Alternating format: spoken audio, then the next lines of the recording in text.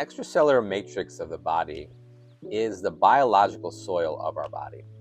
And cells grow out of that space in the same way that flowers grow out of soil in a plant. The correlation is actually one-to-one. Everything that healthy soil needs to provide nutrition and support for the growth of plants, same things are required for our extracellular matrix space, the biological soil in which cells grow out of. So this space surrounds and develops every single cell of the body. When we zoom out, this can be seen as the fascia or the connective tissue networks of the body.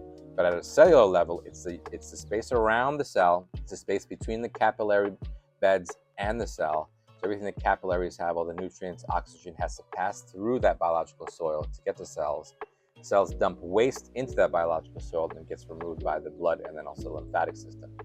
So the cells, when you think of a plant, how it grows, you don't actually have to force growth out of a plant. It just naturally is going to grow if it has the right environment, if it has the right soil. It's going to grow naturally, it's going to self-regulate, self-manage, self-grow. Our cells are the same way. If they have the right support at the biological soil level, if they have the right nutrients, if they have the right components, they have everything that the soil needs to grow, to provide for the health of the cells. If the biological soil of our body has those components, then the body's going to be able to self-regulate, self-heal, and self-manage. There are 5 key characteristics of biological soil that correlate one-to-one with the health of the soil of plants. First is pH. So the pH, or the amount of acids and base in the soil, is really important for the health of plants. If it is too alkaline, it can create an issue. It's actually even too acidic. So our biological soil likes to be slightly alkaline, just like our blood needs to be slightly alkaline. The biological soil, the extracellular matrix, needs to be slightly alkaline.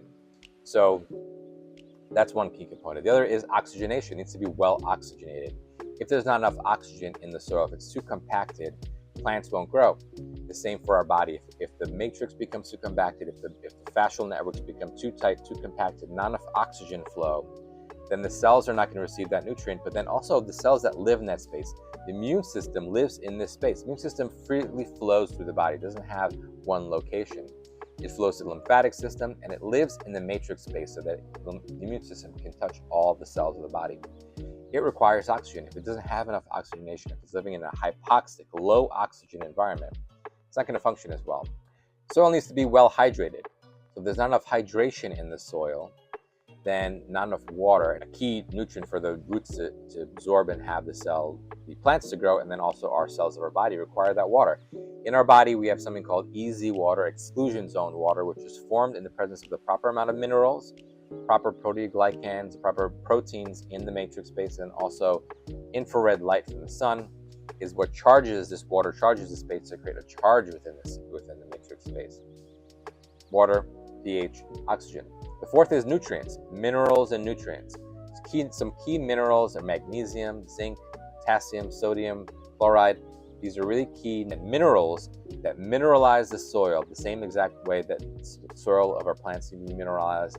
The biological soil of the body needs to be mineralized. And lastly, drainage. So a plant needs proper drainage. If it is not draining properly, meaning that once you water it, it just gets stuck, the water doesn't flow down through the soil and out through the bottom, then you have a backup, you have a congestion that happens in the plant, and the plant can actually die from that. The same thing in our bodies. If the body is not draining properly, if the network of organs in charge of draining, which primarily is the lymphatic system first, then the liver, the kidneys, and the gut help to remove that waste. That whole pipeline needs to be clear, running smoothly. If it is not, we have a congestion that builds up in the matrix space. The cells begin to not work properly. So if we take, for example, let's say look at the gut.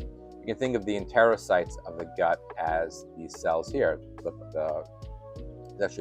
Tomato sprouts here. The soil is the lamina propria. It's the extracellular matrix biological soil underneath the enterocytes. And the microbiome actually lives on top of the leaves. So you can think of the microbiome as living on top.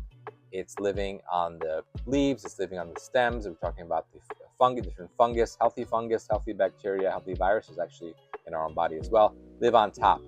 So when people sometimes, when they refer to soil or the biological terrain of the body, a lot of times they're talking about the the microbiome, when actuality, the real soil, the real root is the extracellular matrix, the interstitial space and interstitial fluid underneath the enterocytes. In the gut, that's the lamina propria. All organs of the body have this space, and again, that's where the immune system lives.